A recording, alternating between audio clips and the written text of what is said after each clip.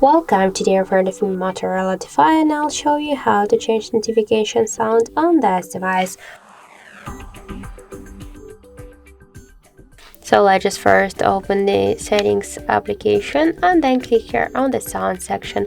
After that, tap here to advanced, scroll a little bit down and click to default notification sound. Now just to change the notification sound, you should switch your currently sound to another one which you will like. Then just tap here to OK to save the changes, and now we can see that we just successfully changed notification sound on our Motorola device. So that's it, thank you for watching, and if you find this video helpful, don't forget to leave a like, comment and to subscribe our channel.